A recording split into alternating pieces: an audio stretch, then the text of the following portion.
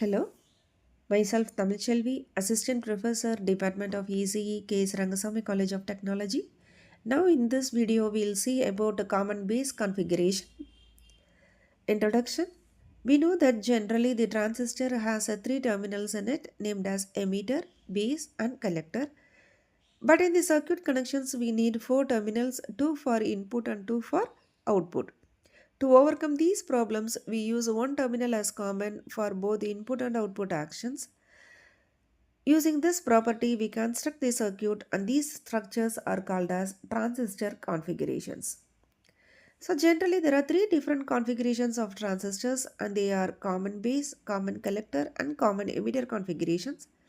The behavior of these three different configurations of transistors with respect to gain is given below. In common base configuration, there is no current gain, only voltage gain is there. In common collector configuration, current gain is there but no voltage gain. In common emitter configuration, both current gain and voltage gain are there. So this is a common base configuration structure. Here two different circuits are shown here. The circuit seen on the right hand side, it indicates that base is connected to common to the ground terminal, and input terminal is it is now between emitter and base, and output terminal it is between collector and base, and arrowhead in the emitter terminal it is pointing upward, so it is an NPN transistor. So now this NPN transistor with a common base configuration, it is connected in the circuit as shown in the diagram drawn in the left hand side. So here one resistor is connected, and the resistor is connected to the input voltage V in, and collector terminal is connected to the load resistor, and to make the transistor to get into operation, both the input terminal and the output terminal is given to a DC voltage VBE and VCB. Okay, so input junction is should be normally forward biased, and output side must be normally reverse biased.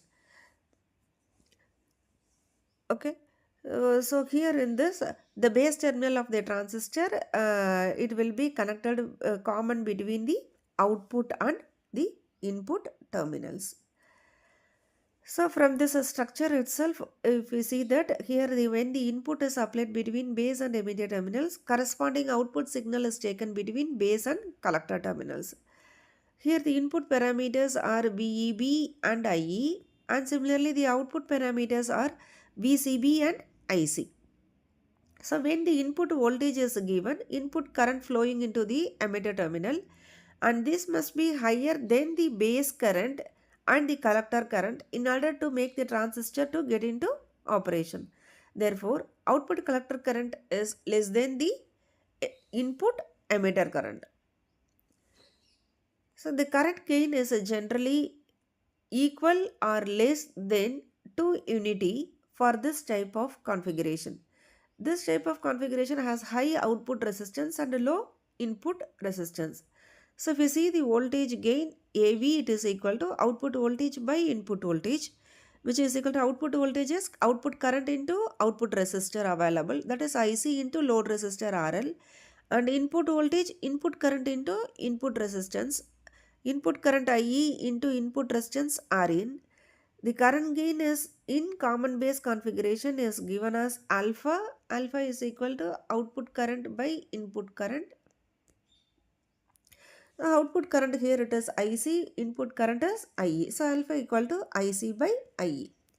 So the input characteristics, if you see that, it is generally obtained between the input current and input voltage. Input current IE, input voltage VEB.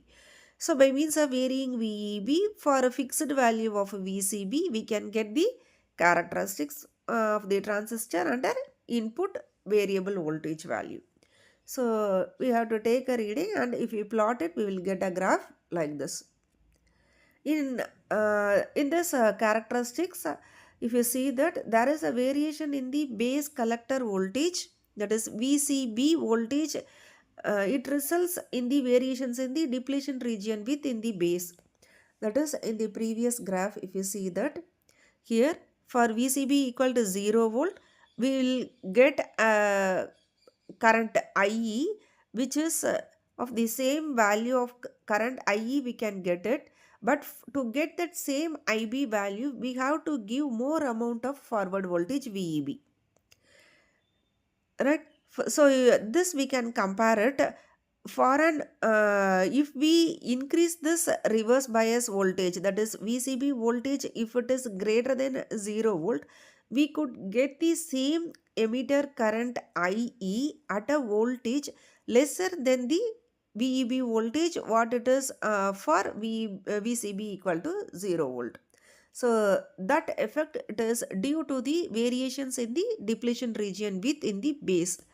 So since the base is lightly doped compared to the collector, this depletion region penetrates deeper into the base, so significantly it reduces the width of the base.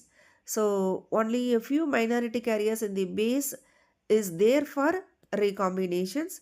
So this increases the uh, available carriers in the base. This enhances the diffusion of carriers from emitter, resulting in higher IE for same value of VB. So this effect is called early effect. So these are the output characteristics. Similarly, we have to keep input parameter as constant, IE as constant, and we have to vary the output voltage and note down the output current. So if you plot it, we could get the characteristics like this. So these are all the few questions that you could answer it by watching this video. Okay. Thank you.